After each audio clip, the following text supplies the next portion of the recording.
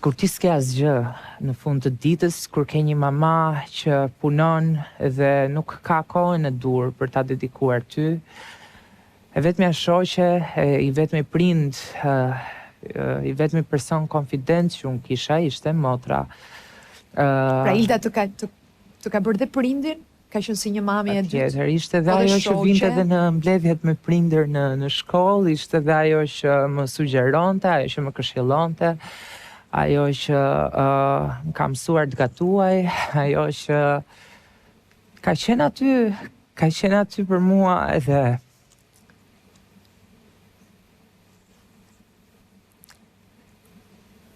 ishte vetëm gjë që kisha për të humbur dhe humba.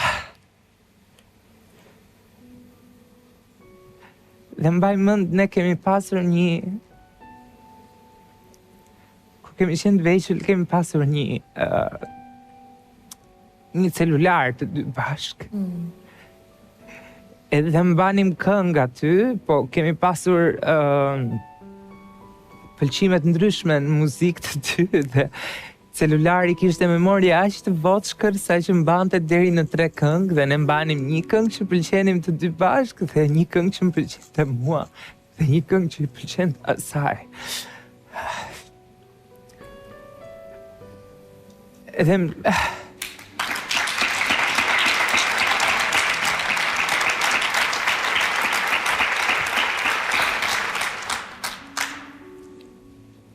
kisha bëndër mend që s'do qaja sot, po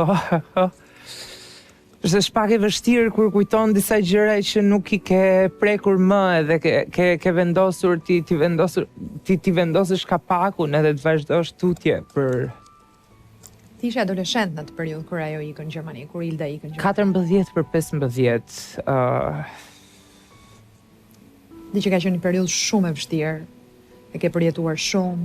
Ka qenë periudha kur unë shikoja yjet dhe ishte gjë që ne bënim bashk kur dëgjonim këto 3 këngët tona të përzgjedhura. 3 këngë ishin playlista jonë edhe shikonim yjet, kemi pasur një obor në shtëpi dhe rrinim flisnim për ide konspirative, më tregonte histori, më fliste për historinë e shteteve, gjeografinë e tyre, se ka qenë shumë e fiksuar me këtë edhe 3 muaj pasi është larguar,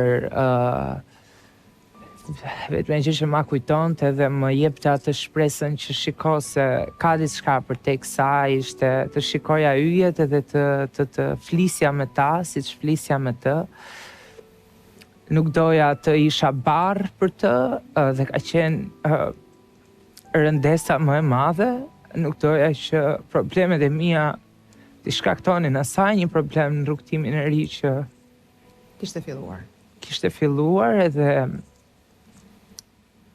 avash ashtu i zhytur në ato gjërat e mia.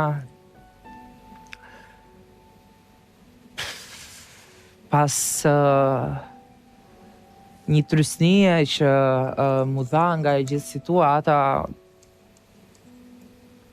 mendova një moment se nuk kishte më kuptim. S'kishte më kuptim t'jetoje?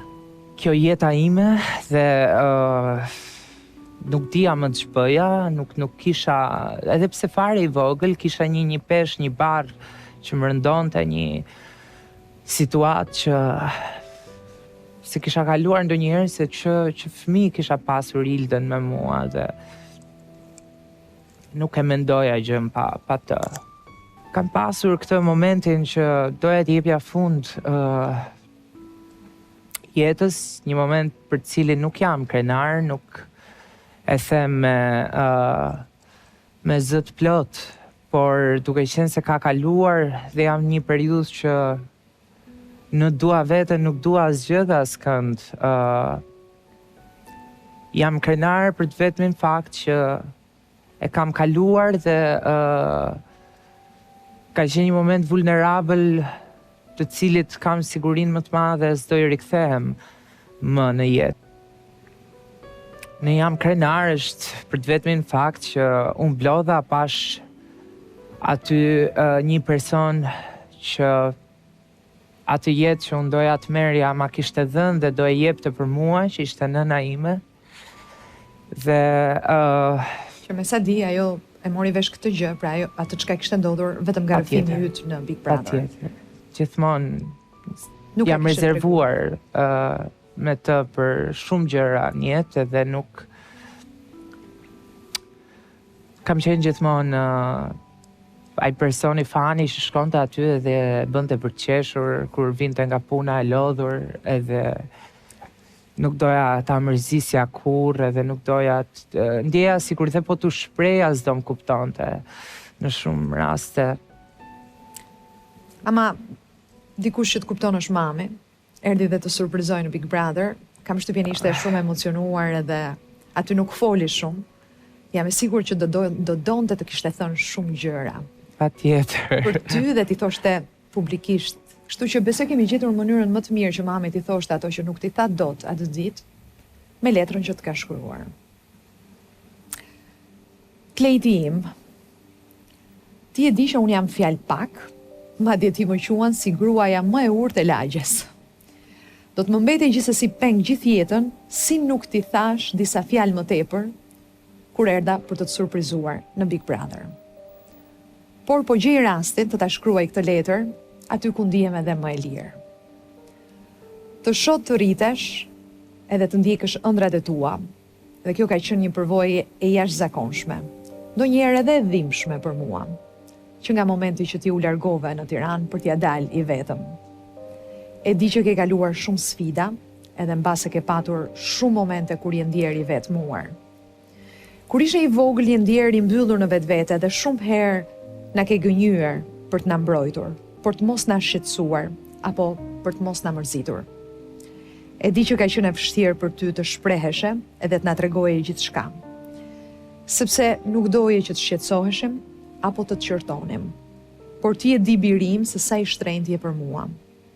Edhe pse ti kishe një natyrë të rezervuar edhe më shpesh preferoje të qëndroje vetëm, gjithmonë ke qenë i mbushur me pasione edhe ëndra të mëdha. Duke shmangur kështu distancimin shoqëror që kishe ndonjëherë, dhe unë e kam ndier shumë fish këtë dhimbje. Filmat edhe muzika kanë qenë gjithmonë një shpëtim për ty. Ashtu si kujtoj me lot në sy periudhën e divorcit, një hije e rëndë që do duhet ta mbanim mbi supe,